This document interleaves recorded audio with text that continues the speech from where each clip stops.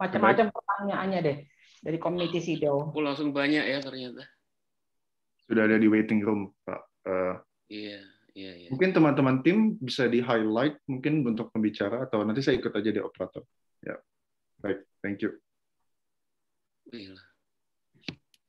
Baik, teman-teman sekalian, selamat datang. Kita akan mulai sesaat lagi. Saya tinggal dapat cue dari tim. Terima kasih sudah bergabung di sesi Politics and Law dari sesi-sesi lainnya yang banyak diberikan atau dilakukan oleh ISIC tahun ini. Mungkin tampaknya dari judulnya sangat serius ya, tapi nanti kita akan buat secair mungkin dan juga mudah dipahami oleh teman-teman semua peserta ISIC 2021 ini. Baik, tim saya lihat masih ada banyak di waiting room, silakan di accept. Iya, banyak sekali ternyata.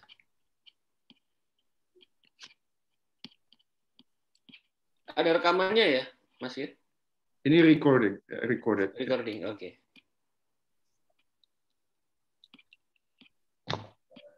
Ya. Sekali lagi saya sampaikan terima kasih bagi teman-teman semua, scholars, intelektual di UK yang saat ini join di sesi Politics and Law. Silakan jika ingin memberikan pertanyaan, bisa menuliskan di chat box langsung. Nanti mungkin ada pertimbangan kalau boleh menanyakannya langsung kepada panelis kita hari ini.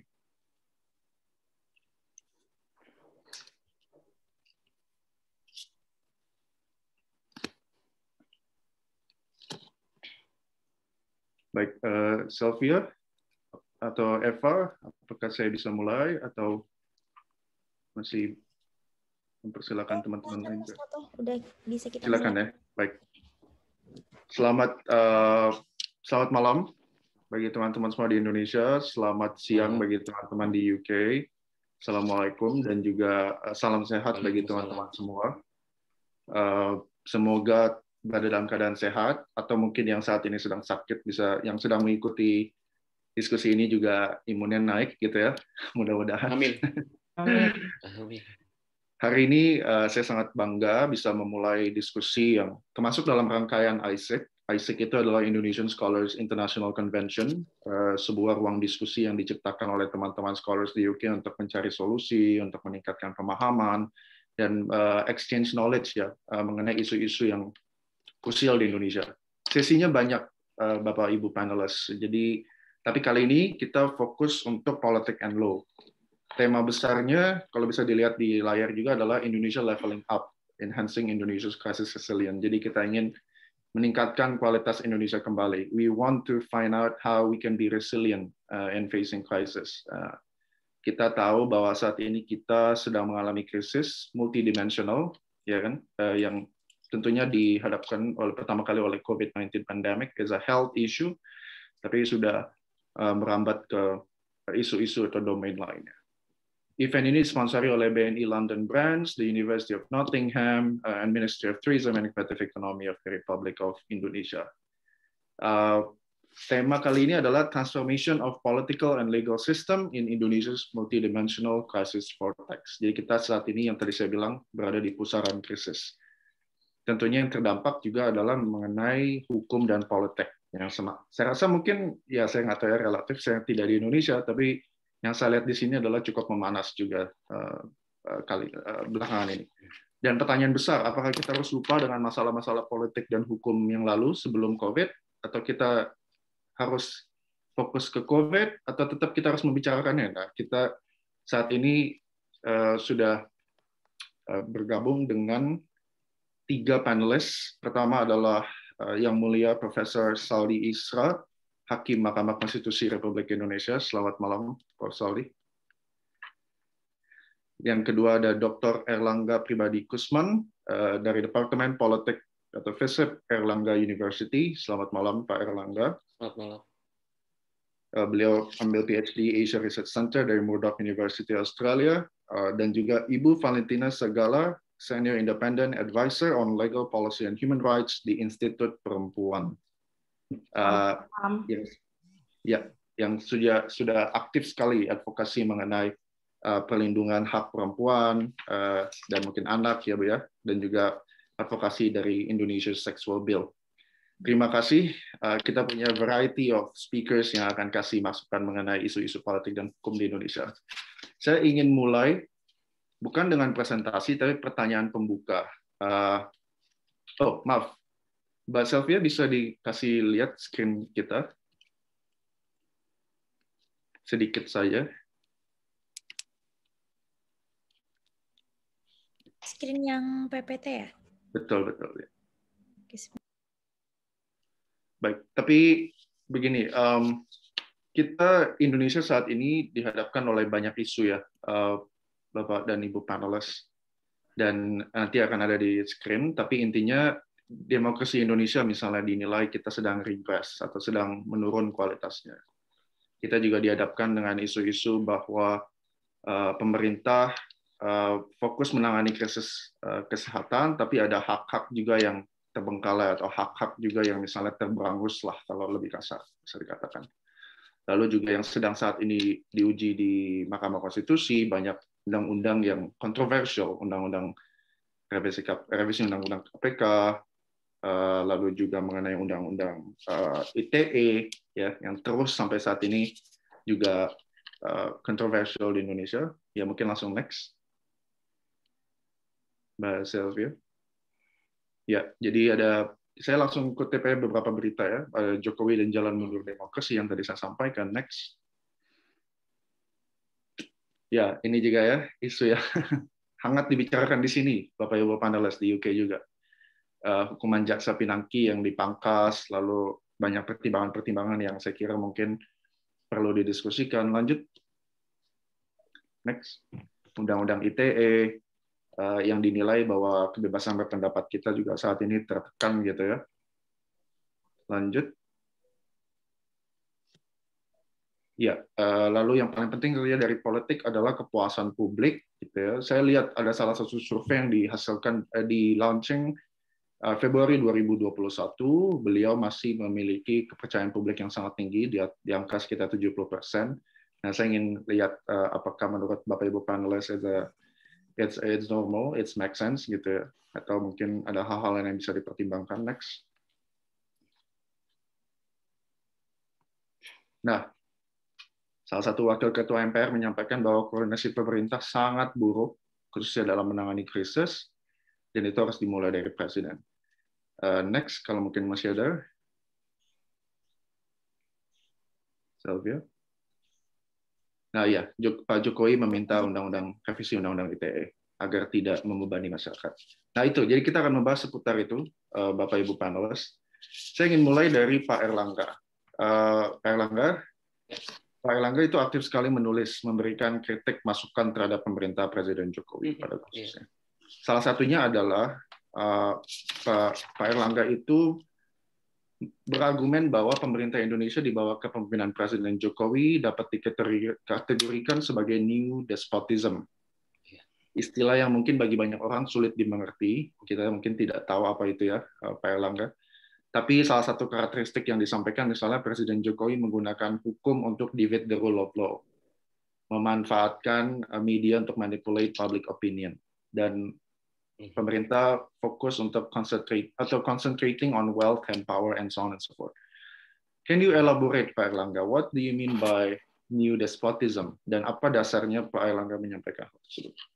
Ya, terima kasih Mas Luno atas kesempatannya. Bahwa gini, terkait dengan problem new despotism di Indonesia, saya melihat bahwa tendensi new despotism itu bukan satu hal yang unik yang menjadi persoalan problem dalam politik di Indonesia, tapi juga di banyak negara seperti itu. Nah, kenapa kemudian saya menggunakan new despotism? Dalam konteks pendapat saya terkait dengan apa yang terjadi di Indonesia, saya agak berbeda pandangan dengan kalangan yang secara kritis juga melihat bahwa apa yang terjadi di Indonesia adalah authoritarian turn. Jadi terjadi proses menuju otoritarianisme. Yang terjadi itu sebetulnya bagaimana kemudian pengawasan yang intervensif dan mendalam yang dilakukan negara dalam kehidupan publik masyarakat terus kemudian juga terkait dengan bagaimana manipulasi terhadap supremacy of law atau rule of law yang terjadi misalnya dalam konteks, mungkin nanti bisa didiskusikan lebih mendalam terkait dengan reformasi yang dikorupsi dalam konteks Undang-Undang KPK, terus kemudian juga bagaimana pelemahan kebebasan berpendapat, terus kemudian pembatasan juga terhadap kontrol dan pengawasan yang dilakukan publik misalnya dalam beberapa isu dalam Undang-Undang Cipta Kerja, dan beberapa hal itu menunjukkan bahwa pemerintah ini menggunakan hukum, berusaha untuk menggunakan hukum dalam rangka untuk melemahkan supremasi of law, supremasi hukum itu sendiri. Dan yang membedakan ini dengan kondisi otoritarianisme adalah berbagai bentuk pelemahan terhadap kebebasan berpendapat, pelemahan hukum, dan juga kemudian tindakan-tindakan koersif yang dilakukan, itu dilakukan dengan cara membangun social consent atau kesepakatan publik, yaitu melalui cara bagaimana gagasan-gagasan dan ide-ide yang cenderung membatasi kebebasan berekspresi dan demokrasi itu dilakukan dengan menggunakan instrumen-instrumen sosial media dan instrumen sosial digital, sehingga tatanan demokrasinya itu tetap berjalan, tapi demokrasi itu digunakan oleh kekuatan di antara faksi-faksi oligarki, ya, untuk membangun kesepakatan bahwa memang kondisi new despotism ini merupakan suatu yang penting untuk dijaga dalam rangka untuk menjaga social order. Nah, ini persoalan yang saya pikir tengah terjadi di Indonesia. Bukan dalam konteks perubahan menuju otoritarianisme, tapi pelemahan demokrasi, pelemahan politik kewargaan, penggunaan hukum untuk upaya untuk melemahkan inisiatif reform yang itu dilakukan dengan melalui instrumen-instrumen dan sistem demokrasi. Nah, itulah kemudian mengapa despotisme ini saya sebut sebagai despotisme baru atau new despotism. Despotisme yang bekerja dalam konteks sistem dan tatanan demokrasi. Nah, di sini kita juga bisa melihat bahwa tidak selesai dalam konteks pola seperti itu, tapi yang paling penting mengapa terjadi demikian. Gitu. Nah, mengapa terjadi demikian? Saya pikir ini tidak bisa dilepaskan bahwa dalam periode pemerintahan Presiden Jokowi sekarang, yang terjadi itu sebetulnya tengah berlangsung konsolidasi di antara kekuatan faksi-faksi oligarki dan melemahnya kekuatan oposisional terhadap negara. Sehingga relatif mungkin yang tidak terjadi pada era sebelumnya. Kalau pada era sebelumnya konteks problem oligarki kita itu adalah bahwa kekuatan oligarki yang membajak proses demokrasi dan pelembagaan, di mana pelembagaannya masih berjalan dalam konteks inisiatif reform. Nah, kalau sekarang yang terjadi adalah bukan hanya kemudian manuver oligarkinya yang bekerja, tapi manuver oligarki dibangun juga dengan pelan-pelan melemahkan regulasi-regulasi reformasi, melemahkan regulasi tentang pengawasan dan transparansi, melemahkan regulasi tentang bagaimana KPK agar kemudian bertindak lebih keras melawan koruptor, melemahkan bagaimana terkait dengan kebebasan berpendapat tidak lagi kemudian menjadi bagian penting dalam proses pelembagaan politik kita sekarang dan regulasi di masyarakat. Nah, ini yang saya pikir menjadi persoalan. Kalau pada era post otoritarianisme, pada era setelah jatuhnya Soeharto, kekuatan oligarki bekerja dalam konteks menyiasati regulasi-regulasi yang berkarakter reformatif. Nah, sekarang regulasi dan pelembagaan yang dilemahkan. Dan itu dilakukan bekerja melalui sistem demokrasi itu sendiri. Nah, saya pikir itu yang sedang terjadi saat ini dan cukup memprihatinkan juga bagi kita. Baik, menarik sekali, Dr. Erlangga. Jadi kita mungkin beda dengan negara autokrasi yang bisa semata-mata dinilai non-demokrasi ya. Kita tetap demokrasi, ya, tapi pemerintah punya tendensi, menurut penilaian Pak Erlangga, manipulate demokrasi, menggunakan instrumen, lembaga, dan juga regulasi yang dilakukan dalam proses demokrasi untuk memperkuat pemerintah Presiden Jokowi, jadinya juga dan menghambat kebebasan publik. Saya ingin tanya pendapat Bu Valentina. Tadi Bu Valentina cukup mungkin setuju, tapi kita tanya langsung saja. Apakah Bu Valentina setuju dengan pendapat Pak Erlangga? Jika iya, mungkin ada contoh mungkin Bu Valentina yang bisa diberikan kepada publik. Ya, terima kasih. Kalau saya tadi Pak Erlangga udah bilang kalau saya nggak ada beban ini. Jadi karena saya independen ya. Jadi saya melihatnya adalah memang saya sih setuju dengan yang disampaikan oleh Pak Erlangga. Tapi saya mau lihat lebih daripada kompleksitas persoalan saat ini. Kompleksitasnya adalah persis seperti saya angle-nya adalah yang tadi Pak Erlangga sampaikan soal nggak ada oposisi. Jadi kalau kami civil society misalnya banyak bicara let's say yang oposisi yang nyata-nyata menyatakan itu cuman fraksi PKS. Itu ya, hanya itu yang mengatakan dengan clear sebagai memang posisinya adalah oposisi. At least begitu kita melihat.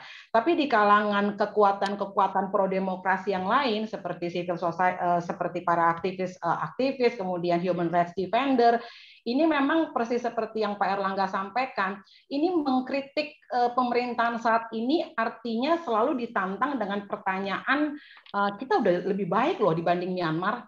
Kebayang nggak Pak Erlangga? Pertanyaan yang tahun 98 saya nggak pernah dapat pertanyaan itu waktu saya jadi aktivis mahasiswa. Tapi sekarang kita ditanya, kalau misalnya ada sekian banyak rakyat yang menderita, Myanmar lebih menderita loh. So we are better than them gitu. Saya bilang wah ini ngeri juga ya kalau kita ada dalam situasi begini. Dan saya bayangkan ketika saya mahasiswa ada dilempar cara seperti itu, maka nggak ada lagi perdebatan kritis ya yang merangsang kita untuk berpikir, mencari, karena kita sudah diposisikan bahwa it seems like this is the best situation that we have to accept gitu. Dan ini menurut saya sangat kritikal dalam demokrasi dan dalam tentunya buat kita juga di akademik ya, karena ini buntu nih, seperti sesuatu yang kita harus terima given, and there's nothing we can criticize, nothing we can talk about it and discuss about it gitu. Jadi memang bahkan terakhir tentu recently Pak Erlangga juga mungkin tahu tentang ada Civil Society Watch.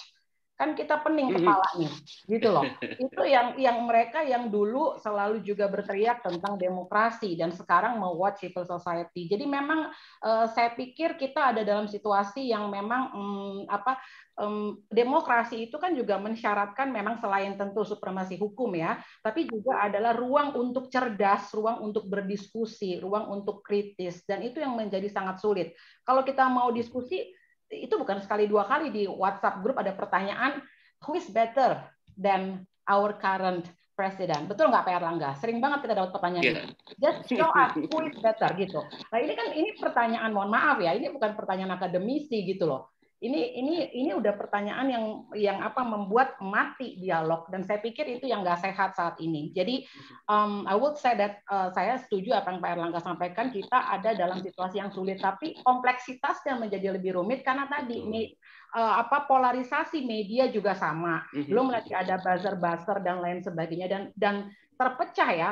Mohon maaf saja, kan banyak sekali kita melihat dengan jelas mata nih bahwa misalnya penempatan komisioner, penempatan staf dan lain sebagainya tidak lebih dan tidak bukan adalah bagi-bagi kekuasaan yang sangat telanjang mata di depan kita Pak Erlangga ya. Kalau dulu nampaknya nggak telanjang-telanjang banget gitu ya di era-era yang lain. Ini that's really in front of us. Tapi ketika kita mau nggak usah menentang ya Mas Noto, just ask gitu atau questioning the situation, itu kita akan langsung ketemu sama, mohon maaf, kayak perdebatan anak SD. Jadi ya udah kasih aja presiden yang lebih baik siapa.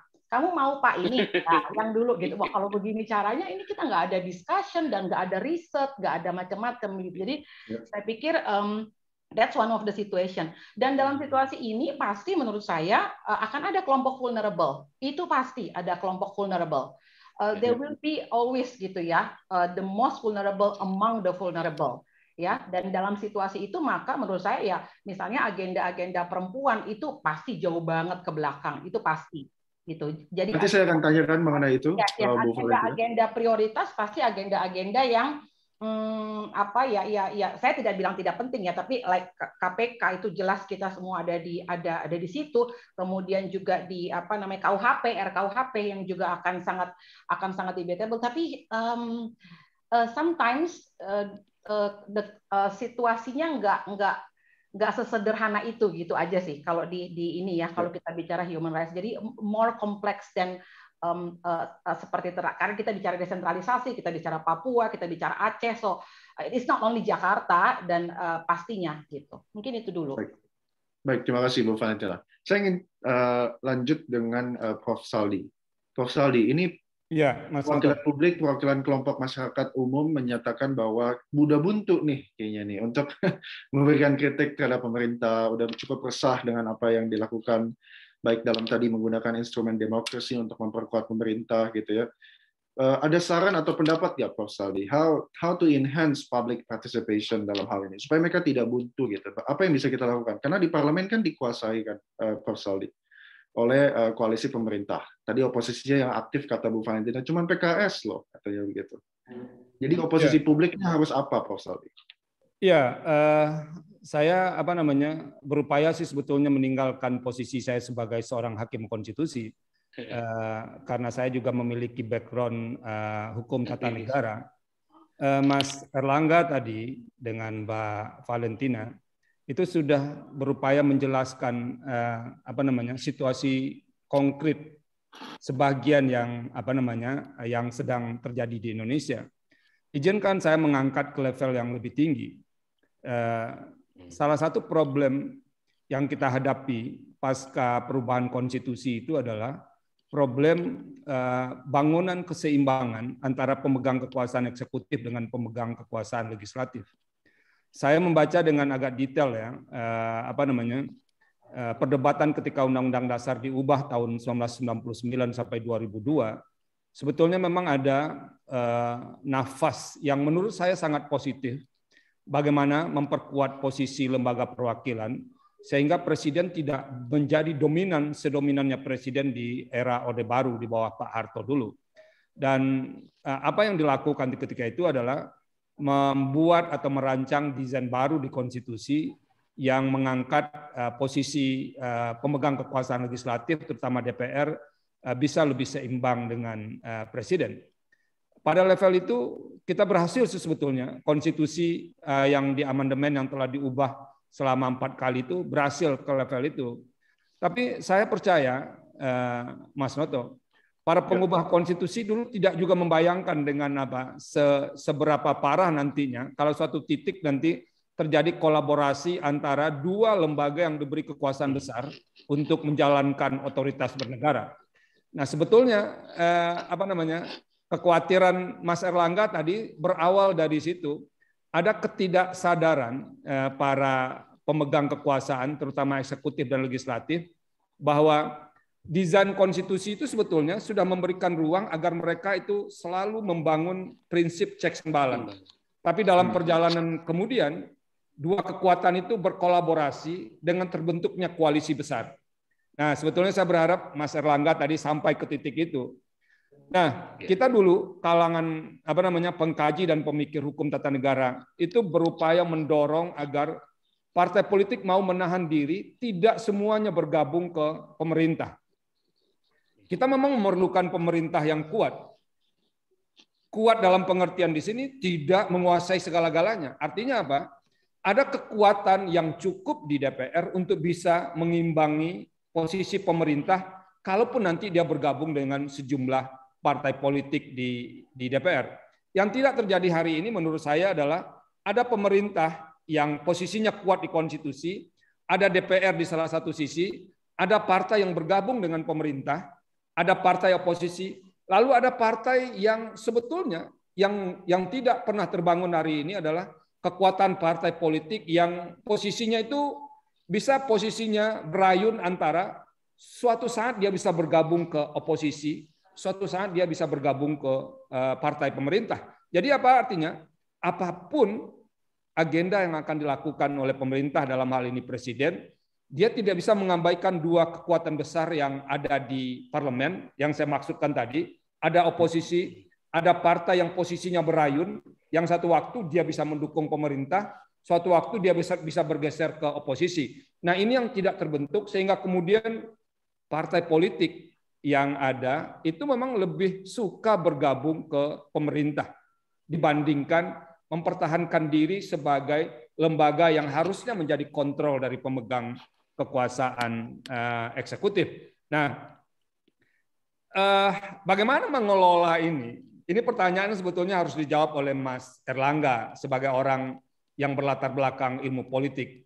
Tapi menurut saya, Mas Noto, salah satu sebabnya adalah bagaimana membangun kesadaran di partai politik. Jadi saya hampir selalu mengatakan salah satu sumber kekuatan baru yang dihasilkan oleh perubahan konstitusi, perubahan Undang-Undang Dasar 45 itu adalah partai politik. Mas Noto bisa baca semua semua konstitusi bersistem pemerintahan presidensial seperti yang dianut Indonesia, baca konstitusi Amerika, konstitusi Filipina misalnya, konstitusi negara-negara Amerika Latin yang bersistem presidensial, itu sulit sekali kita menemukan posisi partai politik sekuat posisi partai politik di Indonesia. Nah, oleh karena itu menurut saya sejak dari awal mengatakan kita tidak mungkin bicara DPR, bicara eksekutif. DPR dan eksekutif itu kan produk yang dari awalnya dari partai politik, tanpa kemudian mengkaji, memberikan penyadaran baru terhadap partai politik yang itu di tempat itu semua nantinya prosesnya bergerak ke legislatif, bergerak ke eksekutif. Nah, jadi teman-teman sekarang yang saya lihat, termasuk saya dulu ketika masih ada bergabung dengan teman-teman yang ada di NGO dan di kampus, itu seolah-olah kita selalu mendesakkan kepada eksekutif, mendesakkan kepada legislatif, tapi sumber utamanya itu lupa kita kaji dengan agak serius. Nah, oleh karena itu menurut saya termasuk orang yang percaya jika kesadaran terhadap bahaya seperti yang didiskusikan tadi dibangun di partai politik, maka kemudian kesadaran itu akan menular ke lembaga legislatif, dia akan menular kepada lembaga eksekutif. Nah, salah satu warning awal, dan saya sudah mulai menulis itu sejak tahun 2005, apa bahayanya kalau kemudian terbangun over koalisi yang kelebihan. Nah, itu kuncinya. Jadi, tapi saya tidak tahu juga ya logika sebagian partai politik mengapa lebih senang bergabung ke pemerintah. Mungkin karena sumber daya pemerintah lebih besar dibandingkan menjadi oposisi yang terasa lebih kering itu ya Mas Erlangga ya. Tapi saya menganggap salah satu soal sekarang adalah bagaimana kita melakukan approach yang tepat kepada partai politik. Nah, tentu banyak pertanyaan. Salah satu adalah proses proses demokratisasi di internal partai politik. Sekarang kan partai politik ini hampir tidak mau disentuh, terutama beberapa partai politik tertentu. Sehingga karena proses di internal partai politik kemudian tercermin kepada proses politik yang terjadi di parlemen dan di eksekutif. Saya mau jelaskan satu poin sebelum dilanjutkan. Dalam sistem presidensial, ide teoritik sistem presidensial itu adalah memisahkan secara jelas pemegang kekuasaan legislatif dengan pemegang kekuasaan eksekutif. Makanya Mas Noto, pemilu dalam sistem presidensial itu dilaksanakan dua. Apakah itu terpisah atau digabung? Tapi dua. Ada pemilu untuk memilih eksekutif, kalau di Indonesia presiden, ada pemilu untuk memilih legislatif. Berbeda dengan pemilu di Inggris kan, Mas Noto, hanya pemilu untuk memilih legislatif saja. Tidak pernah orang Inggris pemilu untuk memilih Perdana Menteri. Nah, itu artinya apa? Dari bawah sudah dibangun sebuah konsep bernegara, daulat itu diletakkan di dua lembaga yang berbeda. Harusnya dua lembaga ini menyadari bahwa dia tidak boleh berjarak dengan apa yang didaulatkan, yang diberikan, yang dimandatkan oleh pemegang daulat itu kepada mereka. Tapi yang terjadi dalam praktek adalah kecenderungan bergabung menjadi satu badan, jadi satu institusi dengan membuat koalisi super yang terjadi seperti hari ini. Baik, terima kasih Prof. Saldi. Sudah sangat objektif memberikan pendapat.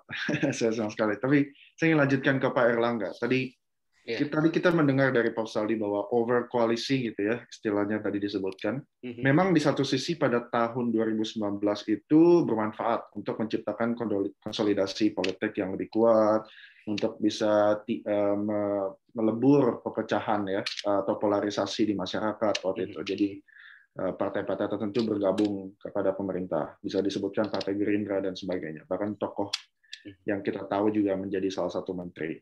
Tapi di satu sisi tadi itu ternyata, atau kata Prof. Saldi tadi menyampaikan bahwa tidak membayangkan bahwa akan sejauh ini nih dampak dari over koalisi. Saya ingin tanya kepada Pak Erlangga dan juga ingin melanjutkan apa yang pernah Pak Erlangga tulis mengenai intelektual publik. Tadi Pak Prof. Saldi memberikan asesmen yang lebih tinggi levelnya ke partai politik, ke legislatif. Tapi bagaimana dengan publik, Pak Erlangga?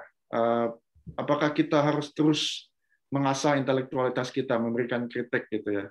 Pak Erlangga menyampaikan bahwa peran intelektual publik saat ini menurun. Gitu. Kenapa, Pak Erlangga? Iya, kalau begini, terkait dengan intelektual publik ya, sebetulnya dalam beberapa tahun terakhir, kalau kita bicara intelektual publik dalam konteks critical intelektual, jadi kalangan-kalangan intelektual yang mereka mengadvokasi atau mereka membawa gagasan-gagasan tentang pentingnya perjuangan human rights, tentang pentingnya memperjuangkan agenda-agenda dari kelompok-kelompok subaltern seperti perempuan, kelompok marginal, dan lain sebagainya, agenda-agenda demokrasi, kecenderungannya sebetulnya aspirasi ini menguat. Tapi di sisi yang lain, corak kekuasaan itu berkontradiksi dengan kecenderungan tentang bagaimana aspirasi masyarakat terhadap persoalan tadi.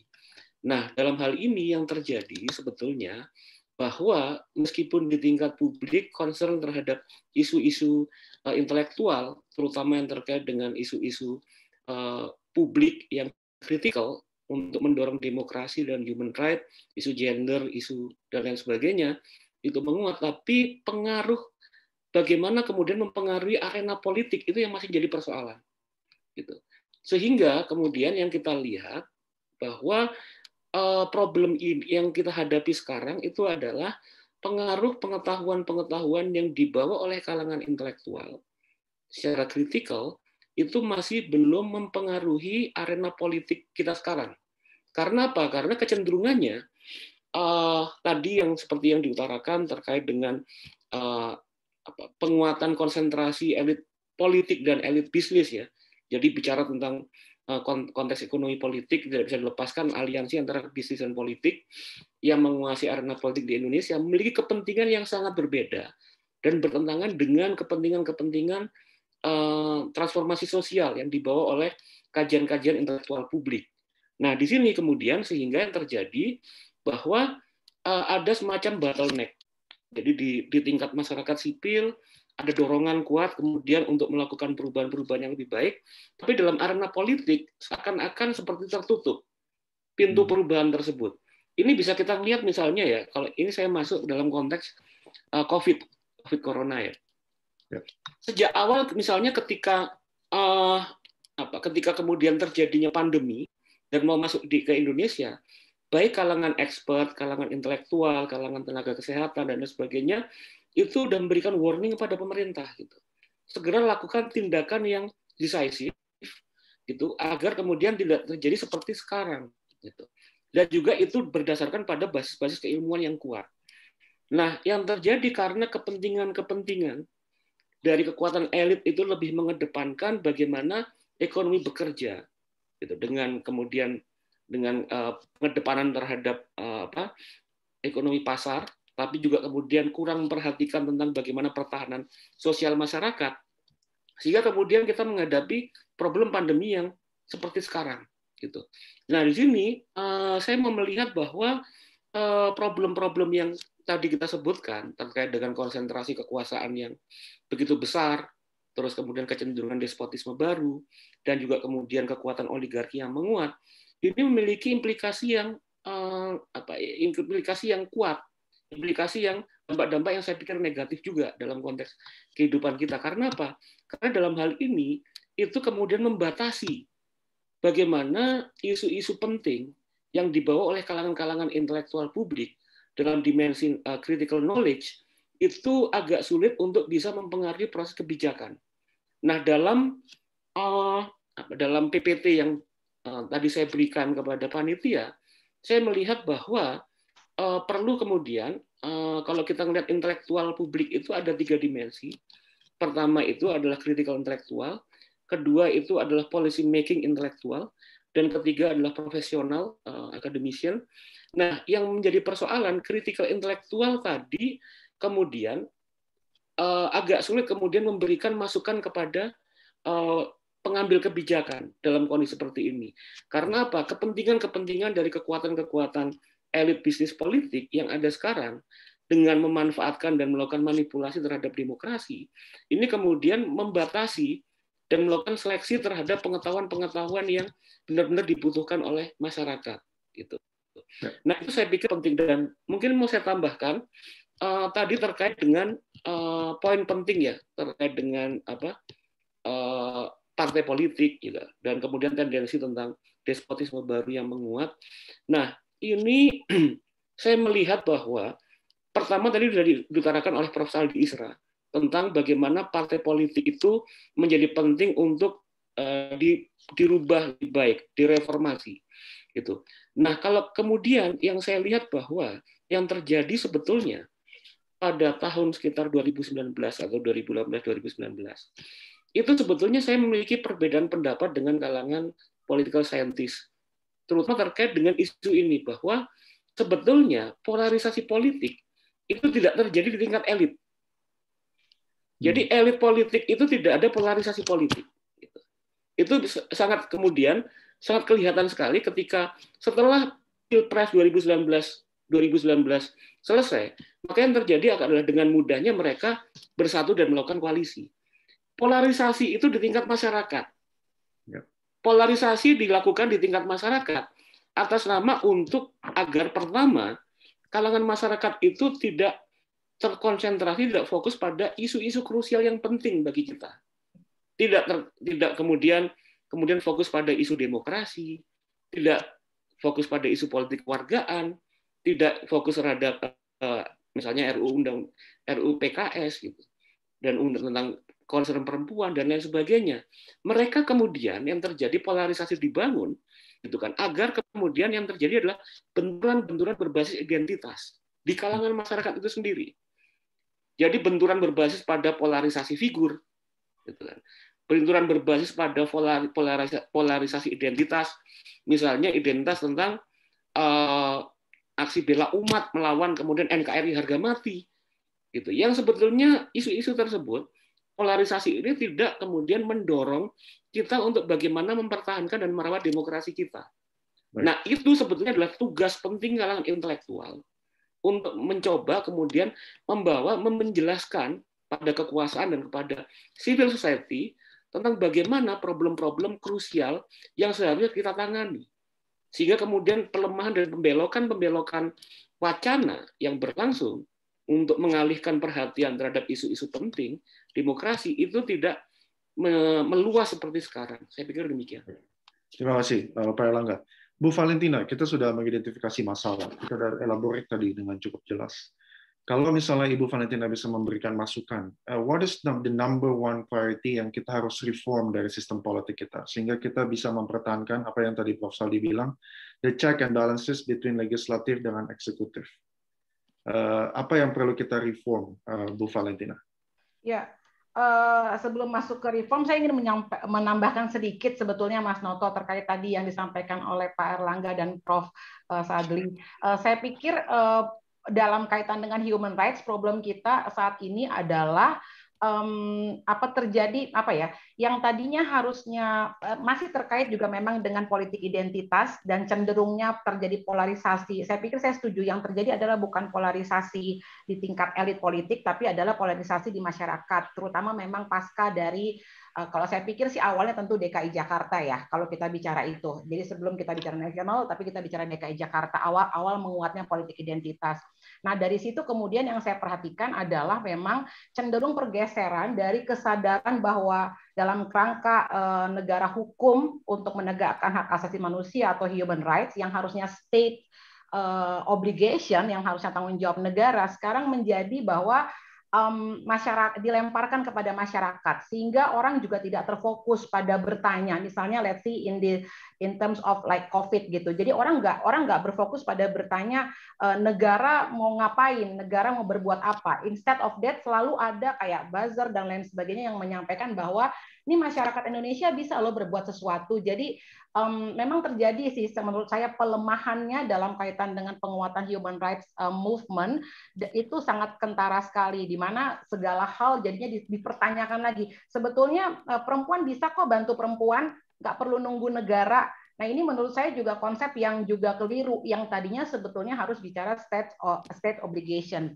Nah kalau ditanya tentang bagaimana, kalau saya sih punya pendapat yang tidak menegasikan apa yang disampaikan oleh Prof. Sadli tadi terkait dengan penguatan partai politik, tapi saya pikir juga penting penguatan dari pilar-pilar demokrasi yang lain, misalnya tadi ya masyarakat sipil, kemudian juga para mahasiswa. Kita tahu dulu ketika mahasiswa turun ke jalan untuk revisi Undang-Undang KPK dan RKUHP itu cukup mengagetkan menurut saya ya dalam situasi seperti itu. Demikian juga dengan taruhlah ketika tentangan terhadap persoalan Undang-Undang Cipta Kerja. Jadi memang menurut saya memang ruang-ruang untuk penguatan civil society, media massa yang kemudian independen, yang which is juga memang agak sulit karena juga terkait dengan modal dan lain sebagainya. Dan yang berikutnya kekuatan yang tidak bisa dianggap dipandang sebelah mata adalah kekuatan gerakan mahasiswa. Ini juga saya pikir perlu dikuatkan. Jadi critical area itu perlu dibuka seluas-luasnya menurut saya. Dan ini PR yang amat sangat besar karena tadi politik identitasnya sudah sangat menguat.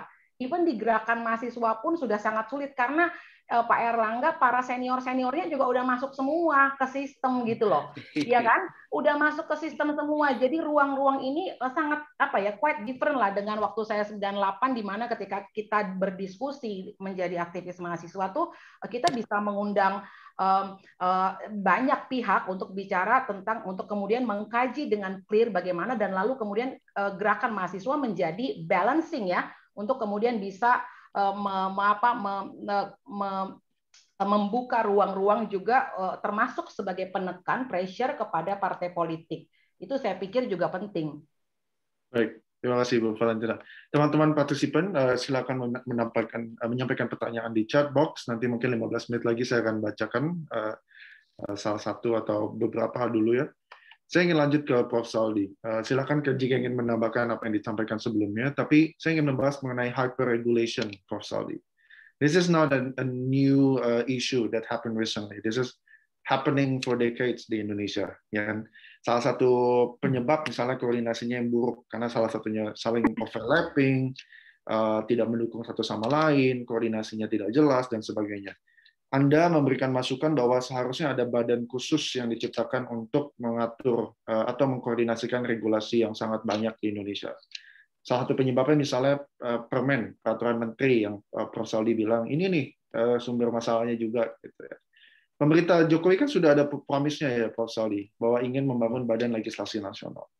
Kita ingin dengar sebagai scholars, how's the progress? Bagaimana pandangan Prof. Saldi mengenai hyper-regulation? Ya, Mas Noto.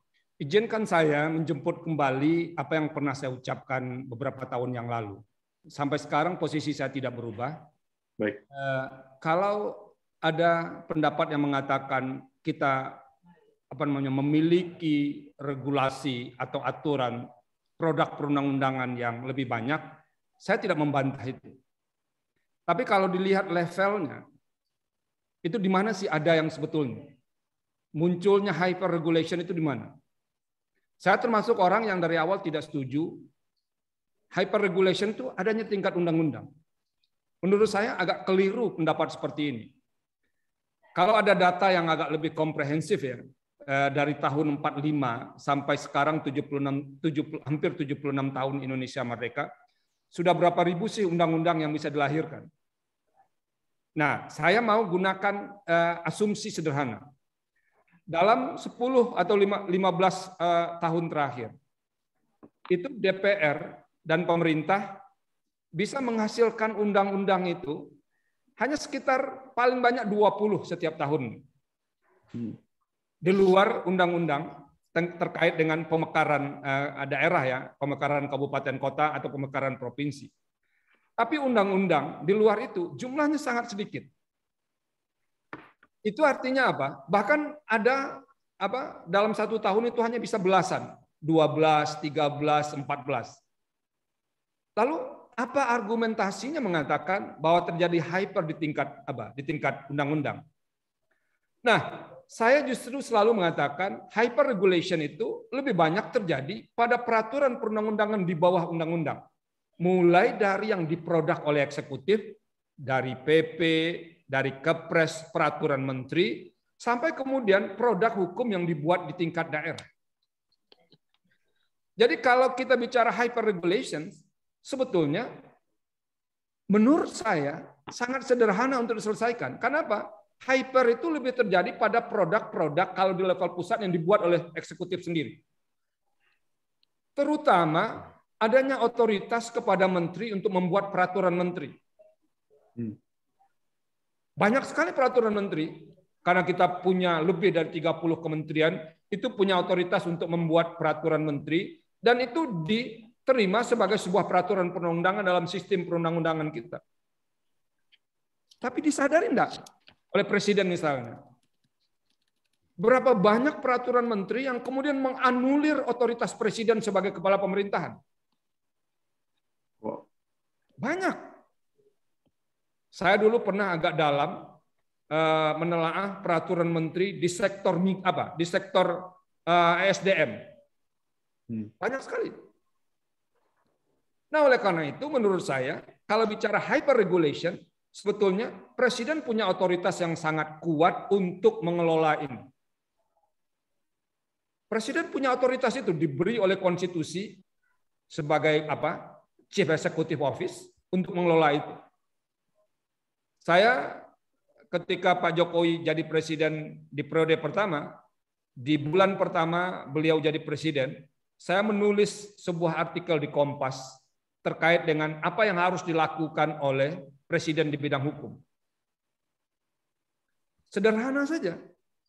Saya minta presiden memiliki semacam desk hukum yang itu langsung kontaknya ke presiden. Untuk kemudian menilai semua produk hukum di sisi eksekutif yang sudah ada dan kemudian mereview rancangan-rancangan peraturan yang keluar di sisi eksekutif. Jadi kalau sudah oke dari desk hukum yang ada di kantor presiden, presiden baru tanda tangan. Di sinilah sebetulnya ada ruang untuk berbagai ekspertis bisa dipekerjakan untuk menilai rancangan itu. Karena kita tahu presiden kan tidak punya waktu yang banyak untuk melakukan proses seperti ini. Di Belanda misalnya, teman-teman yang ada di Belanda, PPI nanti di Belanda, itu ada namanya Raad van State. Apa tugasnya? Negara sekecil Belanda itu sangat aware dengan soal-soal inkonsistensi peraturan hukum ini. Dia punya Raad van State yang di situ ada sekitar 1.000 orang expert dipekerjakan untuk menilai semua rancangan peraturan yang akan dikeluarkan itu. Baik. Nah, kalau itu ada di sisi presiden, presiden menjadi jauh lebih mudah untuk mengambil tindakan apakah peraturan yang ada di sisi eksekutif itu harus dikeluarkan atau tidak. Karena saya katakan tadi, Mas Noto, jangan-jangan banyak peraturan menteri yang menganulir kewenangan presiden sebagai chief eksekutif. Padahal konstitusi itu menyatakan jelas, wewenang itu tidak ada di menteri, wewenang itu adanya di presiden. Satu, yang kedua, hyper regulation itu kan terjadi untuk produk-produk hukum daerah. Apa yang miss di sini? Saya mau nyatakan di forum ini, pemerintah pusat sebetulnya lalai dalam melakukan fungsi pengawasan preventif yang diberi oleh undang-undang. Apa itu fungsi pengawasan preventif? Pemerintah punya otoritas untuk menilai semua rancangan peraturan yang ada di daerah, baik peraturan daerah maupun rancangan peraturan kepala daerah, yang kalau tidak sesuai dengan produk hukum yang berlaku secara nasional, dia bisa mengatakan ini tidak bisa diteruskan. Tapi ini tidak optimal dilakukan. Lalu ribut, ada 4.000 sekian perda bermasalah. ada 4.000 sekian produk hukum daerah yang bermasalah. Lalu pertanyaan kita, dikemanakan kewenangan itu oleh pemerintah pusat? Mahkamah Konstitusi pernah memutuskan, Mas Noto, mengatakan bahwa pemerintah pusat itu harus mengoptimalkan kewenangan dalam pengawasan preventif itu. Itu pernah disebut dalam pertimbangan putusan Mahkamah Konstitusi ketika ada yang menguji produk hukum perda provinsi dan perda kabupaten kota. Nah, kalau itu dilakukan, disediakan ruang yang cukup orang untuk melakukan penilaian, itu hyper regulation untuk tingkat daerah bisa dikelola dengan baik. Sekarang yang terjadi adalah masing-masing kementerian yang punya relasi kewenangan sampai ke bawah itu punya seolah-olah otoritas untuk membuat perintah sendiri kepada daerah. Akhirnya yang terjadi apa? Daerah juga kebingungan. Ini mana yang mau diturut? Kementerian Dalam Negeri bilang begini, Kementerian ESDM bilang begini, Kementerian Keuangan bilang begini, dan segala macamnya. Di bawah menjadi pusing. Nah, oleh karena itu menurut saya, problem hyper regulation itu tidak pada tingkat undang-undang dalam posisi saya. Karena itu jumlah undang-undang sangat sedikit. Problemnya itu ada pada sisi produk hukum perundang-undangan yang dibuat oleh eksekutif di tingkat pusat dan kealfaan dalam melakukan pengawasan preventif terhadap produk-produk hukum yang ada di daerah. Dan sebetulnya ini sudah diidentifikasi sejak lama. Problemnya, problem bagaimana mengeksekusi soal-soal yang begini. Nah, baik. Itu Mas. Saya rasa badan hukum yang tadi, Badan Legislasi Nasional atau salah satu institusi hukum, institusi yang membantu presiden. Pembentukan, mohon maaf, di undang-undang tentang pembentukan undang-undang yang direvisi terakhir itu memang diamanatkan itu, tapi sampai sekarang belum terjadi. Saya tidak tahu. Kenapa? Nomor 15 tahun 2019 ya. Iya, kenapa lembaga itu sampai sekarang belum juga dibentuk? Padahal saya membayangkan, saya pernah bicara langsung ke Presiden Jokowi tahun 2014. Dan saya katakan, kalau lembaga ini ada yang dekat dengan presiden, presiden akan bisa jauh lebih nyaman untuk berhadapan dengan soal-soal regulasi yang keluar dari sisi eksekutif. Itu. Jadi dan memperkuat sistem presidensial juga jauh lebih dekat ke presiden. Karena ini sistem presidensial. Saya ceritakan tadi Belanda yang dengan sistem parlementer itu saja, dengan wilayah yang sangat kecil, itu sangat peduli dengan soal ancaman yang mungkin muncul dari banyaknya peraturan yang tidak konsisten, yang tidak harmoni satu sama lain. Ini negara sebesar ini, kita alfa dalam soal-soal yang begini, Mas Noto. Baik, terima kasih. Sepertinya kalau di chatbox itu banyak yang tertarik dengan new despotism. Jadi mungkin kalau komite bisa memberikan link tulisan Pak Erlangga, bisa langsung disertakan di sana ya. Tapi saya ingin follow up ke Prof. Saldi. Silakan mungkin minum dulu, Prof. Tapi salah satu usaha dan inisiatif pemerintah untuk bukan melawan ya, mengatasi hyper regulation ini adalah melalui Undang-Undang Cipta Kerja misalnya, menyederhanakan 79 undang-undang menjadi salah satu undang-undang yang solid gitu ya untuk mengatasi dampak ekonomi misalnya dari krisis yang dijustifikasikan.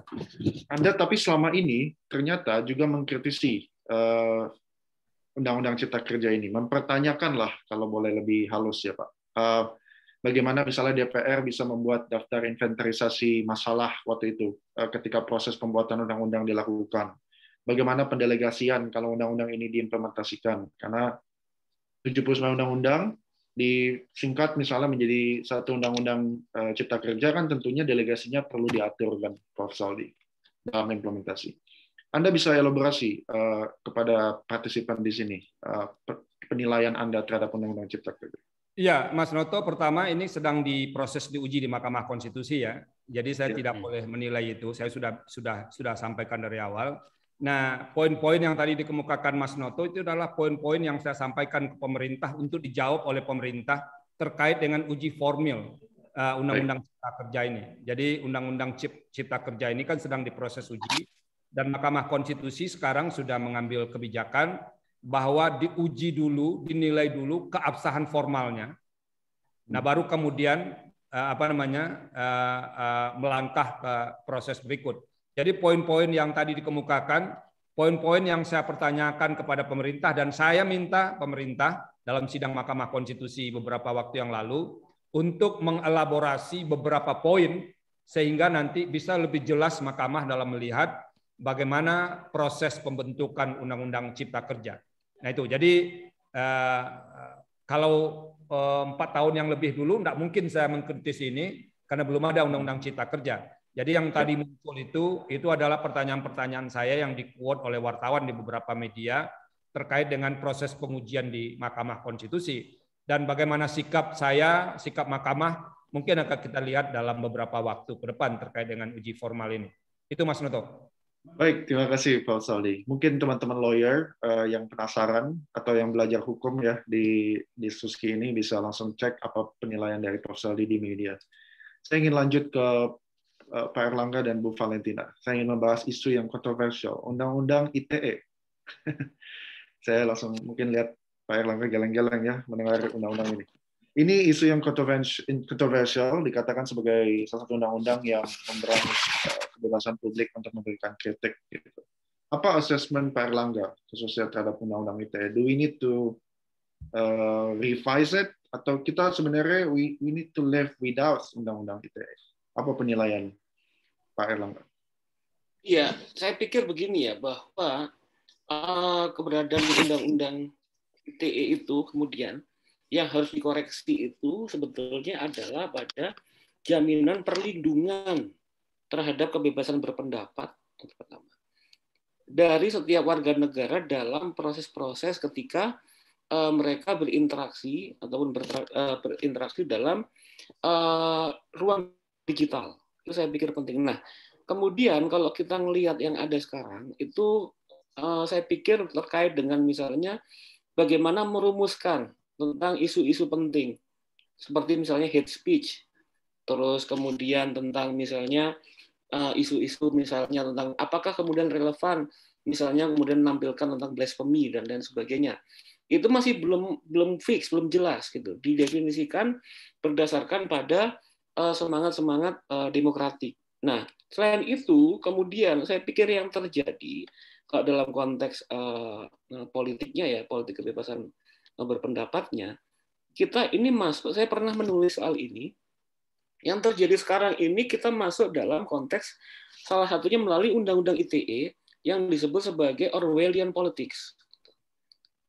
Orwellian Politics itu artinya adalah, ini merujuk pada salah satu karya yang ditulis oleh George Orwell, yaitu 1984, yang dalam novel itu kemudian ada satu tatanan politik di mana kalangannya ada yang kemudian disebut sebagai Big Brother yang mengawasi, kemudian memantau setiap ruang-ruang, tidak hanya ruang-ruang publik, tapi juga ruang-ruang private dari seluruh masyarakat. Sehingga yang terjadi, kemudian dalam konteks ini, lagi-lagi, tatanan demokrasi ini kemudian digunakan untuk melakukan pelemahan-pelemahan terhadap inisiatif dan kemudian kebebasan dari warga negara untuk berpartisipasi dalam proses-proses yang berlangsung di tatanan teknologi digital, dalam ruang digital.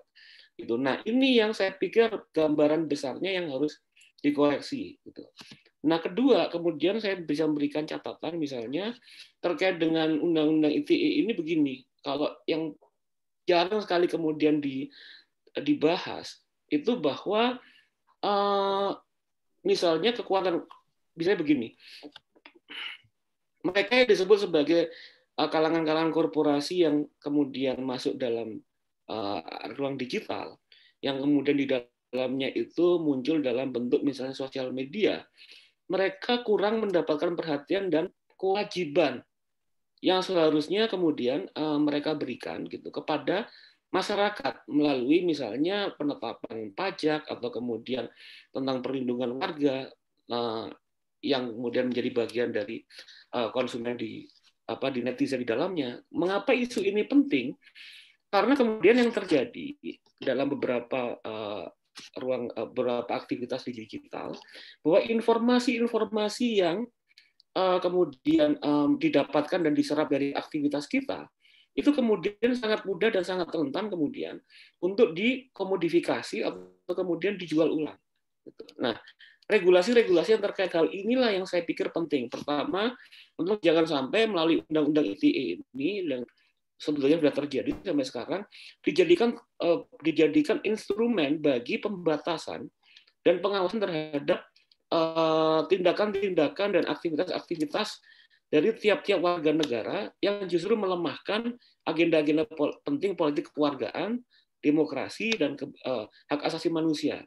Dan juga kemudian kedua adalah bagaimana membangun regulasi yang lebih kuat, gitu, sehingga kemudian tidak dengan mudah bahwa data-data dan informasi-informasi yang didapatkan dari warga itu kemudian dikomodifikasi untuk kepentingan-kepentingan dari kelompok-kelompok korporasi digital. Saya pikir demikian dari saya. Baik, terima kasih Pak Erlangga. Bu Valentina, saya ingin menanyakan isu yang selama ini aktif disuarakan oleh Bu Valentina mengenai undang-undang penghapusan kekerasan seksual. Kita tahu misalnya dalam krisis pandemi saat ini pun misalnya kelompok yang vulnerable adalah perempuan, anak, dan sebagainya. Tentunya esensial bagi hukum Indonesia untuk bisa mengatur masalah ini dan memberikan perlindungan. Karena Bu Valentina juga menyuarakan bahwa KUHP itu tidak cukup untuk melindungi hak-hak mereka. Kenapa mungkin bagi kita yang awam mengenai undang-undang PKS ini, Bu Valentina, why do we need these legislations to be applied in the country? Apa justifikasi Bu Valentina? Ya, jadi kalau kita bicara tentang urgensi undang-undang RUU penghapusan kekerasan seksual atau Sexual Violence Bill ini kan sebetulnya sudah ada di Prolegnas, Program Legislasi Nasional, It's Our Planning System on Legislation in Indonesia. Kita sudah punya itu dari tahun 2016. Jadi untuk masuk dalam Prolegnas berarti sudah akan ada pengusul, which is adalah DPR, Parlemen. Kemudian mereka akan menyusun naskah akademik dan RUU-nya yang kemudian akan berproses. Dari situ sebetulnya kita lihat minimal kalau tadi Prof. Sadli sudah menyebutkan undang-undang legislation kita kan 12 tahun 2011 yang kemudian juga sudah di-amend, ada perubahan 15 2019. Nah, di situ memang disebutkan bahwa untuk kemudian dalam naskah akademik memang minimal ada 3 syarat. Yang pertama adalah alasan filosofis, artinya sesuai dengan Pancasila tentunya kalau filosofis yang ada dalam pembukaan UUD 45. Kemudian yang kedua adalah alasan yuridis, tadi sudah disebutkan juga oleh Mas Noto terkait dengan kekosongan atau kekurang lengkapan hukum. Kita tahu KUHP hanya bicara mengenai perkosaan dan cabul. Kita tahu even though kita sudah punya memang 2004 Undang-Undang Penghapusan KDRT atau Domestic Violence, tapi it limits lingkupnya hanya pada rumah tangga. Dan kompleksitas juga sekarang banyak sekali kalau kita bicara sexual violence. Dan tadi juga disebutkan oleh Mas Noto, KUHP-nya atau hukum acaranya masih sangat usang karena masih menggunakan KUHP yang sangat lama dan tidak melihat kekerasan seksual sebagai satu isu yang berbeda dengan dalam KUHP, yaitu persoalan susila. Nah, kemudian yang ketiga tentunya adalah tingkat memang fakta secara faktual bahwa korban kekerasan seksual di Indonesia itu memang sangat banyak yang datanya kemudian memang terhimpun dengan jelas. Maka dengan 3 alasan itu masuklah RUU penghapusan kekerasan seksual dalam legislation planning kita. Tapi sayangnya memang 2019 waktu itu saya diminta oleh pemerintah juga menjadi masuk dalam tim ahli dan saya terlibat di situ. Di 2019 sudah terbentuk Panja, tapi problemnya memang adalah waktu itu badan kelengkapan yang ditunjuk oleh DPR adalah Komisi 8. Komisi 8 ini adalah Religious and Social Affairs. Jadi isu perempuan itu diletakkan dalam bukan isu perempuan, isu sexual violence diletakkan yang kompleks itu menyangkut hukum acara gitu, itu diletakkan dalam urusannya yang komitenya adalah komisinya itu adalah Komisi 8 Social and Religious Affairs.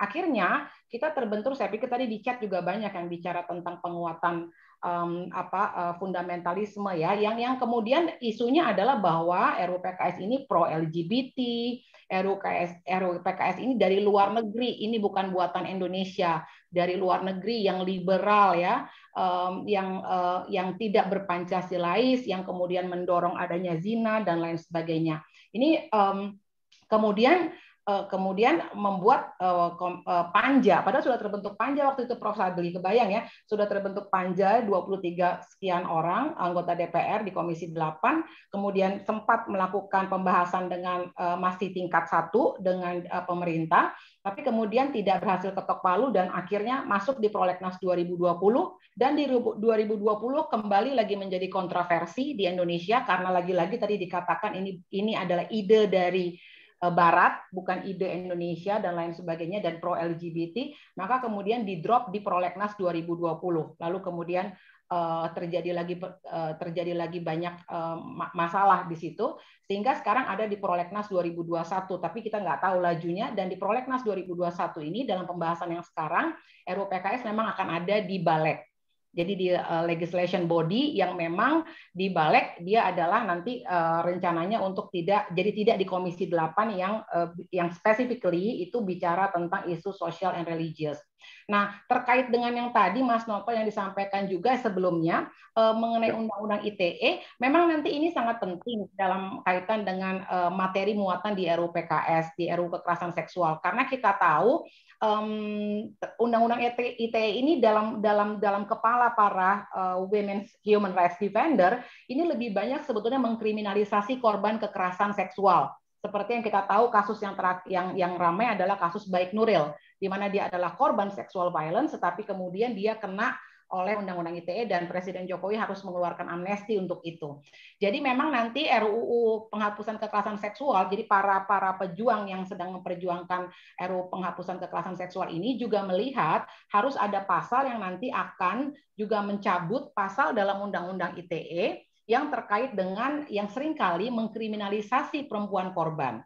Jadi yang justru mengkriminalisasi justru sekarang harus diatur, dan bahkan RUU kekerasan seksual seharusnya juga lebih clear untuk memberikan kontribusi pada perubahan nanti di amandemen Undang-Undang ITE terkait kompleksitas persoalan kekerasan seksual saat ini. Saya pikir di banyak negara maju undang-undang mengenai sexual violence itu semua sudah bicara tentang online.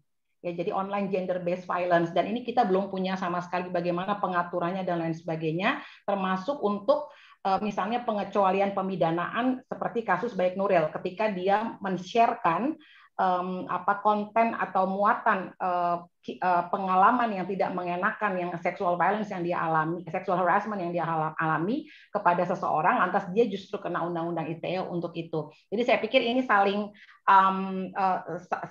harus sekali laju menurut saya teman-teman para women's human rights defender dan juga para akademisi yang menggiati persoalan RUU PKS, menurut saya juga harus memperhatikan betul proses amandemen Undang-Undang ITE karena itu sangat-sangat relevan, terutama terkait pasal mengenai muatan susila yang pada kenyataannya tidak menolong perempuan tapi justru malah banyak mengkriminalisasi perempuan. Baik, menarik sekali. Saya rasa partisipan mendapatkan pencerahan ya terkait dengan RUU PKS ini, dan semoga semakin banyak yang mendukung perlindungan terhadap perempuan melalui undang-undang tersebut. Saya ingin membacakan pertanyaan dari peserta bernama Hudri dari Coventry University, juga di UK. Ini mungkin saya akan tanya kepada Prof. Saldi. Mohon maaf kalau saya salah menginterpretasikan, tapi saya mohon untuk pertanyaan peserta bisa dibuat lebih konkret dan lebih concise. Tidak perlu panjang-panjang, tapi intinya mungkin seperti ini, Prof. Saldi. Saya coba bacakan atau sebutkan.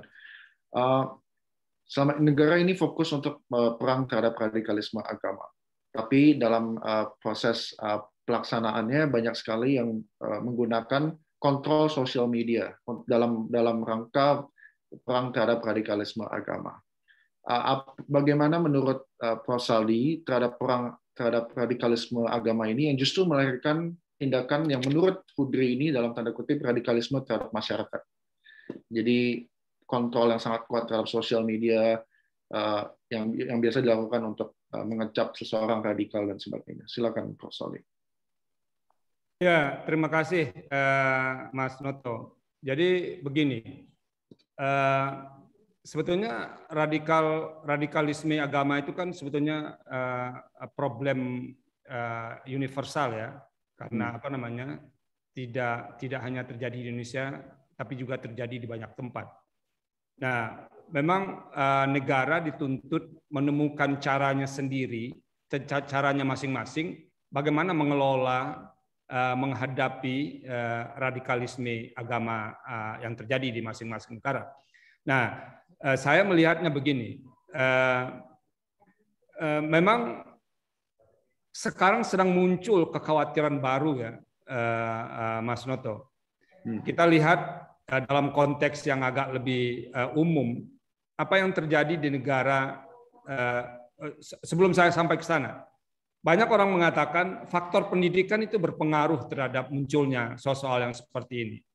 Tapi jangan-jangan kita agak salah menarik kesimpulan seperti ini menurut saya. Misalnya apa yang dihadapi oleh Amerika sekarang,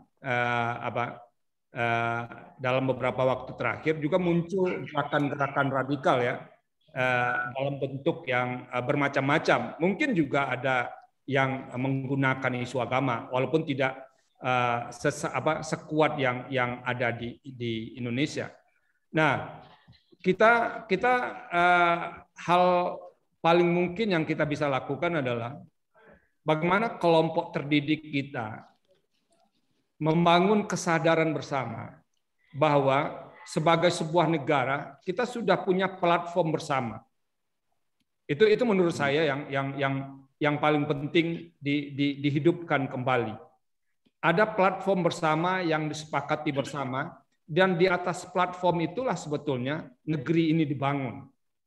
Kalau kemudian kita keluar mengingkari platform itu, sebetulnya kita juga setback berpuluh tahun ke belakang, dan itu kan merugikan kita sebagai sebuah bangsa. Dan kita sebagai sebuah bangsa kadang-kadang juga mengabaikan bagaimana pentingnya civic education, pendidikan civic untuk warga negara. Tapi bukan dalam pengertian indoktrinasi. Nah, ini soal lain yang harus kita hadapi. Saya berikan contoh, Mas Noto. Kita bicara nasionalisme di tingkat yang lebih tinggi. Bagaimana membangun rasa kebangsaan. Tapi ada nggak kita ketahui berapa banyak sekolah yang tidak memiliki fasilitas untuk membangun nasionalisme sejak dari awal? Ada gedung sekolah, Mas Noto, bangun di tempat tertentu, tapi tidak ada ruangan misalnya untuk melaksanakan kegiatan-kegiatan yang memungkinkan siswa untuk diberi ide, diberi asupan awal bagaimana kehidupan kebangsaan itu dibangun. Bagaimana mau upacara di sekolah misalnya, Mas Noto, kalau sekolahnya itu sendiri tidak memiliki lapangan untuk upacara? Ya. Saya masih merasakan dulu di sekolah tahun 70-an itu, di dinding-dinding sekolah itu ada pesan-pesan kebangsaan yang luar biasa. Sekarang apa pesan-pesan itu masih ada nggak di sekolah-sekolah kita? Nah, ini poin penting menurut saya. Jadi kalau bekal dari awal itu sudah kuat dengan menanamkan rasa kebangsaan kita itu sejak dari pendidikan tingkat awal, saya berpikir dunia medsos atau perkembangan teknologi yang bisa menghantam itu tetap ada pengaruhnya. Tapi mungkin tidak sedahsyat yang kita khawatirkan. Nah, saya selalu mengatakan kepada orang yang memiliki otoritas di dunia pendidikan, bagaimana Anda mengubah dari awal? Tadi juga saya lihat ada jadwal dengan Menteri Pendidikan. Bagaimana Anda membangun kesadaran kolektif orang jika satu generasi, misalnya, sekarang ada anak-anak sekolah SD misalnya, dia disuruh menulis langsung di buku cetaknya itu apa yang harus dia jawab. Kebayang nggak sama kita, Mas Noto? Kalau sudah ditulis, tidak bisa digunakan lagi oleh generasi berikutnya. Saya dulu ketika saya SD, Mas Erlangga mungkin juga begitu, Mbak Valentina, kita diingatkan oleh guru, ini ada buku yang dibagikan kepada Anda semua di sekolah, dibilang begitu, tolong pelihara buku ini dengan baik, karena nanti adik-adik Anda, kelas berikutnya juga akan menggunakan buku ini. Tolong dong tanya kepada anak-anak sekarang, ada nggak pesan seperti itu? Dibangun. Jadi bicara radikalisme sebetulnya seberapa aware kita terhadap pertumbuhan generasi sejak dari awal. Karena ini menurut saya, kalau dipaksakan ketika orang sudah usianya lanjut agak berat. Tapi kalau dari awal pelan-pelan itu kita tanamkan, kita beri masukan, apa pentingnya? Saya kira saya termasuk salah satu produk dari generasi seperti itu. Mas Erlangga juga mungkin, Mbak Valentina juga mungkin, yang kita sadar betul. Tapi coba sekarang datang ke sekolah-sekolah. Harus dipaksa beli buku ditulis sendiri, sehingga tidak ada semangat solidaritas untuk generasi berikutnya. Jadi kalau sekarang orang menebang hutan liar, menambang tidak ada tanggung jawab, kenapa? Dari kecil sudah diwariskan, tidak memiliki rasa tanggung jawab untuk generasi berikutnya. Nah, ini salah satu poin menurut saya. Jadi saya pernah satu kali diskusi dengan Profesor Arif Hidayat di Mahkamah Konstitusi. Mungkin yang agak miss di kita ini adalah bagaimana mengkoneksikan lembaga-lembaga pendidikan kita dengan institusi yang diberi beban untuk membangun kesadaran berkebangsaan. Nah, saya tidak punya kompetensi untuk bicara terlalu jauh soal ini, tapi saya merasakan itu. Kenapa? Anak saya yang paling bungsu itu baru menyelesaikan SD. Jadi saya tahu bagaimana sekarang mereka dibangun di sekolahnya. Itu Mas Noto. Jadi kita memang khawatir dengan dengan munculnya radikalisme dalam berbagai bentuk. Tidak hanya soal agama, ada radikalisme lain. Kenapa? Kita nih tidak pernah memikirkan dari awal. Bayangkan, Mas Noto kan paham betul. Lihat di luar negeri, anak-anak SD itu sejak kapan sih dia diberi pelajaran mulai serius belajar itu? Di Jepang misalnya, anak-anak baru boleh belajar dengan serius dengan buku itu setelah kelas 4. Kita dari kelas 1 itu anak-anak sudah disuruh belajar yang sebetulnya tidak memberikan banyak kontribusi untuk perkembangan. Kita melihat nggak ini sebagai sebuah problem. Padahal kalau kita lihat dari struktur anggaran negara kita, itu anggaran terbesar itu kan ke dunia pendidikan. Konstitusi kita bilang minimal 20% itu untuk pendidikan. Masa kita tidak bisa gunakan uang sebanyak ini untuk membangun kesadaran kebangsaan kita sejak dari awal? Terima kasih, Prof. Saldi. Memahami kebangsaan itu saya rasa cukup rumit ya, tapi penting dan esensial bagi kita semua, khususnya generasi muda juga yang saat ini studi di luar negeri. Saya ingin lanjutkan dengan Mas Noto. Ya. Kita nih keterbatasan momen untuk membangun kebangsaan itu. Saya ingat Piala Dunia di Jerman tahun 2010 kalau saya tidak salah. Tiba-tiba ada bangunan kesadaran baru. Orang merasa penting menyanyikan lagu kebangsaan Jerman ketika itu. Jadi orang yang lupa tiba-tiba belajar. Karena dia akan menghadapi sebuah event yang memerlukan dorongan besar bagi tim nasionalnya untuk menang, walaupun tidak juara pada akhirnya di Jerman itu. Tapi itu soal lain. Itu soal lain. Masih ada nggak anak SD yang melihat bagaimana Susi Susanti menangis ketika menerima piala di Olimpiade? Pertama kita memperoleh medali emas. Nggak pernah lagi ditayangkan TV misalnya. Nggak kenal lagi, Prof. Saldi. Sudah nggak kenal. Padahal itu kan membangunkan kesadaran kebangsaan yang luar biasa. Nah, saya membayangkan Mas Noto, anak-anak kelas 1 mulai dari TK, kelas 1, kelas 2, kelas 3 itu diberi contoh-contoh seperti itu. Bagaimana ini kok ada orang berjuang untuk meraih sesuatu sehingga bendera merah putih itu bisa dikibarkan di level yang lebih tinggi.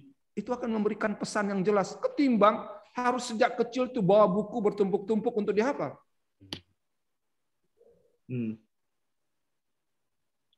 Baik. Terima kasih banyak, Prof. Saldi. Saya sudah diperingatkan oleh komite. Apakah kita punya waktu untuk satu pertanyaan lagi? Atau tidak ada? Silakan. Ini banyak sekali pertanyaan di chat box. Sayang sekali ya. Mohon maaf bagi peserta, saya tidak bisa membacakan semuanya. Ya, Tapi saya saya lihat rasa tadi ada pertanyaan soal apa?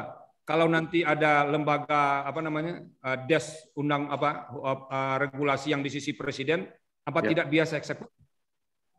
Makanya saya katakan ini des yang di dalamnya itu orang-orang yang profesional di bidang perundang-undangan, yang memiliki keahlian, expert yang dibutuhkan untuk isu tertentu. Kalau orang meletakkan dirinya sebagai expert, dia akan menjaga dirinya dan menjaga independensinya dari pengaruh yang mungkin merusak apa yang dia bangun sejak lama. Makanya saya katakan tadi, di Raad van State di Belanda itu, mereka bekerja dalam diam dan tugasnya memberikan catatan-catatan terhadap produk-produk yang berbentuk peraturan perundang-undangan. Dan kalau itu rancangan undang-undang, catatan mereka itu dibahas nanti ketika rancangan undang-undang itu dibahas di parlemen. Baik. Teman-teman peserta silakan kalau mau beropini di chat box tentunya boleh. Pasti juga panelis membaca pesan-pesan dan pertanyaan dari kawan-kawan semuanya. Mungkin pertanyaan terakhir sebelum closing ya. Mungkin 1 menit kayak closing statement. Ini juga terkait dengan demokrasi kebangsaan yang disampaikan oleh Pak Airlangga dan juga tadi ternyata disampaikan juga oleh Prof. Saldi.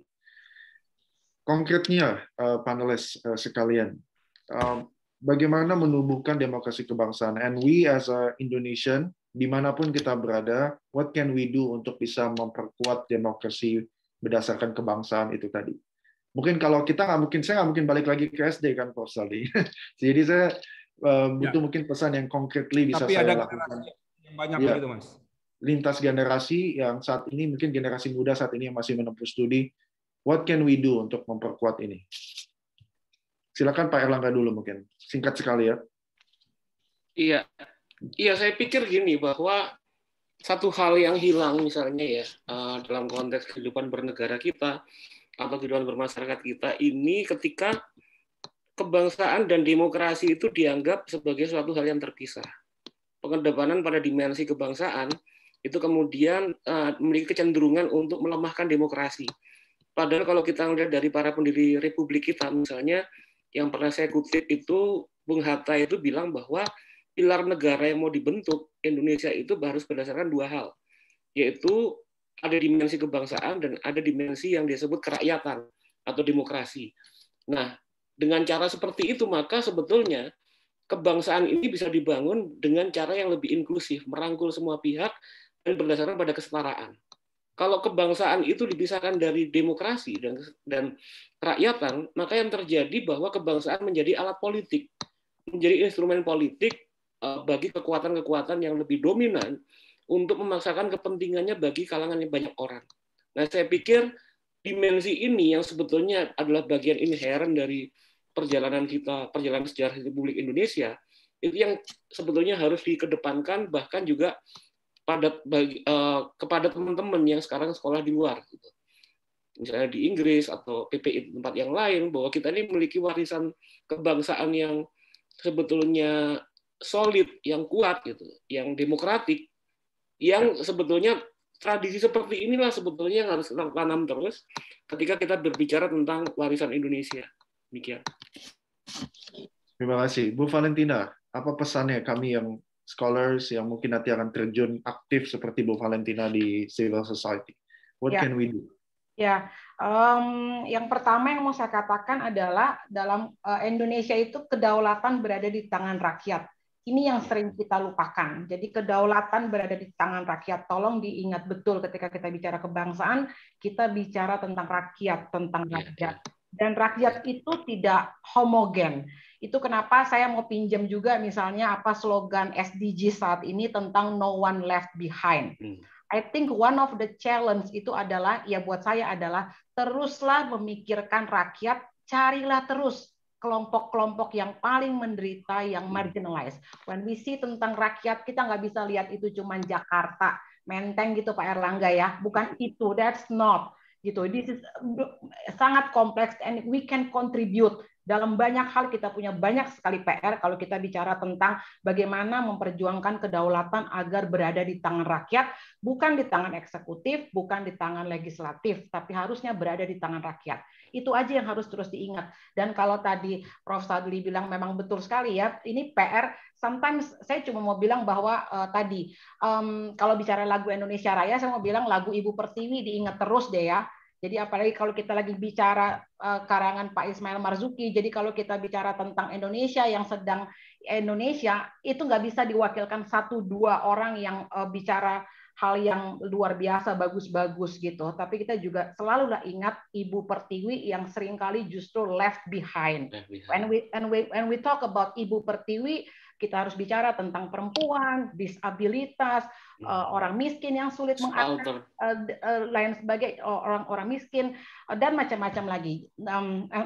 Masyarakat adat yang left behind, yang saya pikir kita harus always open our heart and our mind to be critical untuk lihat bahwa bagaimana nih saya bisa berkontribusi untuk bangsa, dan bangsa itu adalah kedaulatan berada di tangan rakyat. Jadi how we can contribute untuk rakyat, itu saya pikir sangat penting. Good luck ya untuk semuanya, hebat banget kalian. Dan balik ke Indonesia ya. Balik ke Indonesia. Penting itu. Begitu dong. Saya balik boleh langsung WhatsApp Bu Valentina ya. Saya sudah balik nih Bu. Sure. Dan kritik terhadap pemerintah tentunya bukan berusaha untuk mendelegitimate pemerintah, tapi untuk mencintai bangsa, untuk justru malah berkontribusi ya. Jadi tidak ada kebencian sebenarnya Bu Valentina. Ya, betul. Pastinya itu part of tadi. Kita mau no one left behind. Karena kita memang bukan homogen. Kita bukan satu faktanya. Jadi teruslah berusaha untuk hadir membantu mereka yang paling tersisih dan membutuhkan. Ya, baik. Terakhir, Prof. Saldi yang punya peran menjaga marwah konstitusi Indonesia sebagai Hakim Mahkamah Konstitusi. Apa pesan Prof. Saldi? Ini saya langsung catat, Prof. Saldi. Tadi saya catat juga sih, tapi ini nanti teman-teman juga pasti punya banyak pesan yang bisa diambil dari. Tapi by the way, Prof. Sadli, maaf nih Mas Noto. Mau ngomong aja, Pak Presiden udah banyak banget loh. Ada staf milenial, saya kemarin diundang ada staf hukum, ada deputi, waduh banyak banget ini yang undang ngomongin hukum. Jadi ternyata sampai kop suratnya beda-beda, Prof. Ya, sebetulnya Mbak Vale kan ada BPHN itu kan di kementerian, di sisi presiden langsung itu kan ada namanya ada staf khusus, yes. Ada One Team Press. One Team Press juga ada. Kalau presiden mau sebetulnya fungsi-fungsi yang kita ceritakan tadi bisa dilekatkan di situ. Kalau presiden mau. Yes. Jadi nggak terlalu susah, ada sandaran konstitusinya. Tapi terlepas itu kita kan juga tidak tahu bagaimana perdebatan di internal di sisi presiden sendiri. Namun saya Mas Noto, apa yang dilakukan teman-teman di UK hari ini itu menurut saya adalah kontribusi nyata kita untuk membangun kesadaran kebangsaan kita. Jadi kita memang harus mulai bicara agak lebih lebih mengakar ke bawah ya untuk cari apa sih sebetulnya problem yang kita hadapi. Saya sedih sebetulnya Mas Noto. 20% anggaran pendidikan, tapi sekarang Anda bayangkan masuk perguruan tinggi sekarang itu semakin hari semakin mahal.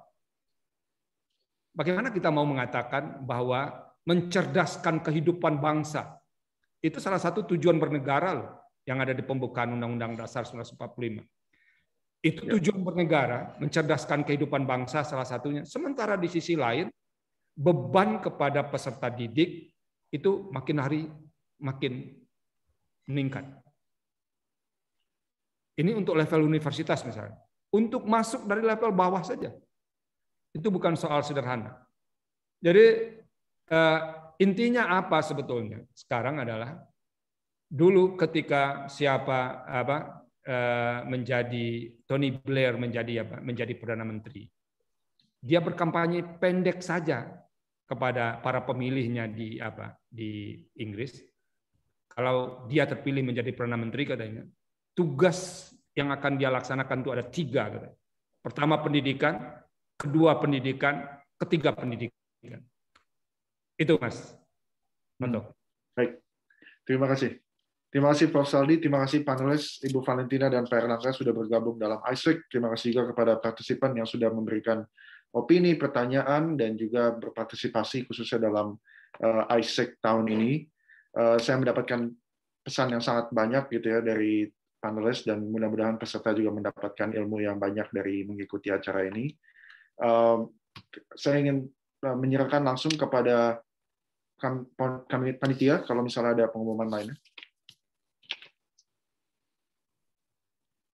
Halo buat teman-teman semua, berhubung waktunya singkat, saya percepat aja ya. Saya mau minta bantuan dari tim operator, jadi saya jelasin sebentar. Kita ada 2 kuis. Yang pertama, 2 undian ya, maaf. Yang pertama voucher buku untuk teman-teman, terus yang kedua nanti ada terpilih 10 peserta dari partisipan ini yang berhak ikut undian berhadiah laptop di closing ceremony di Zoom utama kita. Jadi kita ke yang pertama dulu ya teman-teman. Jadi ini undian untuk voucher buku. Boleh dimulai, operator? Oke, pemenangnya Devaluswati ya. Devaluswati. Halo Devaluswati. Ada ya di sini. Harusnya. Devaluswati boleh menghubungi panitia kita yang bernama Pungki Suroyo. Ini saya kasih nomor teleponnya untuk klaim hadiah. Bisa hubungi lewat WhatsApp mungkin. Ini. Oke. Yang kedua, kita pilih 10 peserta yang berhak ikut undian berhadiah laptop di closing ceremony. Oke.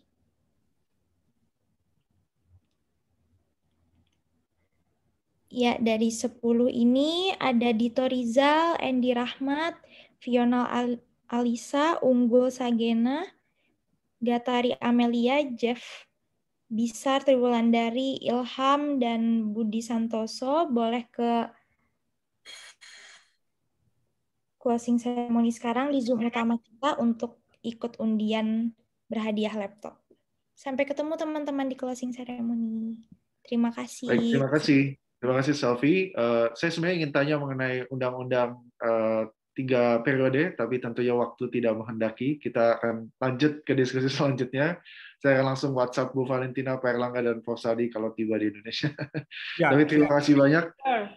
Terima kasih banyak. Salam sehat selalu. Assalamualaikum bagi teman-teman semua di Indonesia maupun di Inggris maupun di negara manapun Anda berada. Salam. Silakan bergabung kembali ke plenary room ya. Komite silakan koreksi, tapi kita masih ada sesi-sesi lainnya. Jadi bagi teman-teman yang belajar teknik, apapun ilmunya, kita semua ada sesinya. Silakan, komite kalau ada. Eva, ada yang disampaikan? Tidak ada? Oh enggak, terima kasih buat semua narasumber, Prof. Saldi, Bu Valentina, dan juga Pak Erlangga. Sampai jumpa lagi nanti di event-event berikutnya. Jangan kapok bergabung dengan kami ya, Bapak Ibu. Nanti akan kita kembangkan Indonesia ke arah yang lebih baik. Terima kasih. Terima kasih. Terima kasih, Prof. Sadli. Ya, Saya lupa bilang saya temennya Pak Daniel ngajar HTN di Atma Jaya. Oh iya betul, teman saya. Daniel ya. Saking sibuk banget sampai lupa. Nanti saya sampaikan salam Ibu Pale ke dia, ke beliau.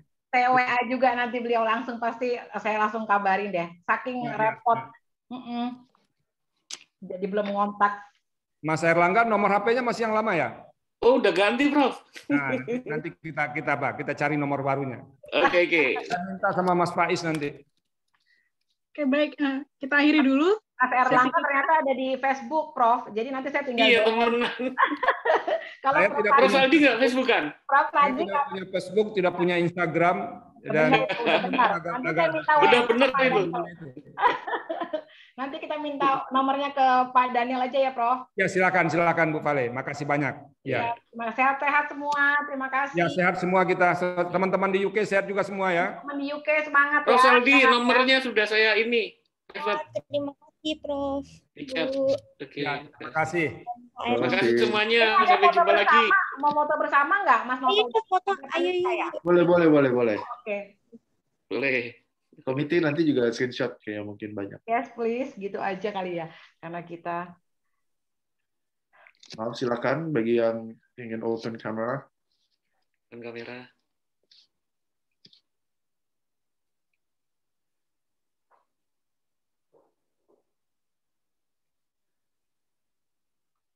Mudah-mudahan teman tadi nggak pada tidur ya.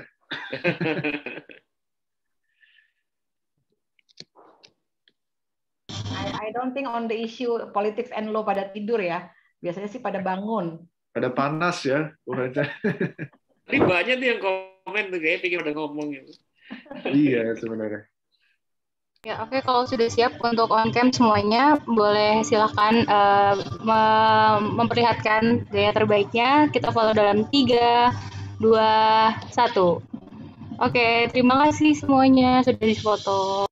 Oke. Terima kasih. Salam sehat Terima semuanya. Oke, salam sehat semua. Sampai ketemu. Selamat malam. Salam sehat semuanya. Sampai ketemu Pak Erlangga. Saya tunggu tulisan selanjutnya Pak Erlangga. Oke. Please ya.